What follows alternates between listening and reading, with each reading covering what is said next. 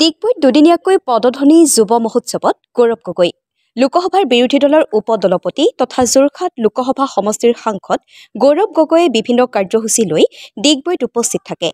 আজি দুপৰীয়া মূলিয়াবাৰীস্থিত পৰাগধৰ চলিহা প্ৰেক্ষাগৃহত দুদিনীয়া কাৰ্যসূচীৰে আয়োজন কৰা পদধনী যুৱ মহোৎসৱৰ অন্তৰংগ আলাপ অনুষ্ঠানত বিশিষ্ট অতিথি হিচাপে উপস্থিত থাকি ডিগবৈৰ বিভিন্ন বিদ্যালয়ৰ ছাত্ৰ ছাত্ৰীৰ সৈতে সাংসদ গৌৰৱ গগৈয়ে অন্তৰংগ আলাপ অনুষ্ঠানত মত বিনিময় কৰে। ডিগবৈৰ পৰা বিনন্দ কোঁৱৰৰ ৰিপৰ্টাৰ লাইভ অসম। আজি পদধনী এই অনুষ্ঠানত আহি মই যথেষ্ট সুখী আৰু ডিগবৈ অঞ্চলৰ বিভিন্ন স্কুলৰ পৰা অহা ল'ৰা ছোৱালীসকলৰ লগত মত বিনিময় কৰি মই যথেষ্ট ভাল পালোঁ। খুব সুন্দৰ সুন্দৰ প্ৰশ্ন তেওঁক আমাক সুধিলে আৰু শিক্ষাৰ ওপৰত প্ৰশ্ন আছিল, চিকিৎসাৰ ওপৰত প্ৰশ্ন আছিল, গৱেষণাৰ ওপৰত প্ৰশ্ন আছিল, ৰাজনীতিৰ ওপৰত প্ৰশ্ন আছিল। আৰু মই ভাবোঁ যে এনেদৰে যদি আমি ৰাজনীতিবিদসকলে যদি ল'ৰা ছোৱালীসকলৰ মাজত যায় তো সমাজৰ মাজত ৰাজনীতিবিদসকলৰ প্ৰতি চিন্তাধাৰা সলনি হ'ব আৰু আমি সকলেও যিসকল ৰাজনীতিৰ লগত জড়িত হৈ আছে আমিও গম পাম যে ল'ৰা ছোৱালী আজিৰ তাৰিখত কি বিষয়ৰ ওপৰত বেছি চিন্তা কৰি আছে বা বিচাৰিছে, নিজৰ নিজৰ স্কুলত কি বিচাৰিছে। তো এনেধৰণৰ অনুষ্ঠান মোৰ বাবে যথেষ্ট গুৰুত্বপূৰ্ণ। ময়ো যথেষ্ট জানিবলৈ শিকিবলৈ পাওঁ। ময়ো নিজকে এজন ছাত্ৰ হিচাপে লওঁ আৰু আজিও মই ল'ৰা ছোৱালীসকলৰ লগত কথা পাতি বহুত কথাখিনি জানিবলৈ সক্ষম।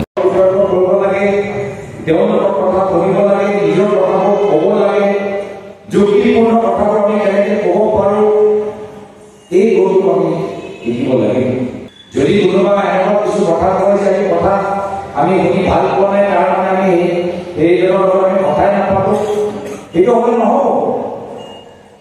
তেওঁলোকৰ কথা শুনিব লাগিব, বুজিব লাগিব। আৰু যদি তোমালোকৰ মত বেলেগ তেতিয়া নিজৰ কথাখিনিও যুক্তিপূৰ্ণ তথ্যভাৱে ক'ব লাগিব। সদনৰ ভিতৰত সেইটোৱে আমি কৰোঁ। আমাৰ সন্মুখত যিসকল আছে তেওঁলোকৰ চিন্তাধাৰা বেলেগ, বজাৰত গৈ কিনিব লাগে। তো প্ৰথমে আমি নিজে বিশ্লেষণ কৰিব লাগিব যে আমাক বিচৰা কিতাপখিনি ডিগবৈত কিছু লাইব্ৰেৰীত পায়নে নাপায় বা বজাৰত গ'লে 2 দিনৰ ভিতৰত আমি অৰ্ডাৰ কৰিব পাৰিম নে নোৱাৰিম। আজি আমি সকলোৱে গুৱাহাটী গ্ৰন্থমেলাত সফলতা লৈ আনন্দিত, কিন্তু ইয়াত আমাৰ ল'ৰা ছোৱালীসকলৰ বাবে বা অসমৰ প্ৰত্যেক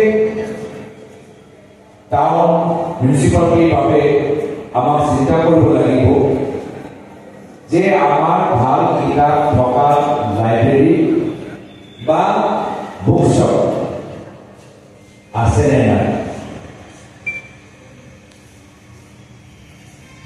নহ'লে এটা শিক্ষা অনুষ্ঠান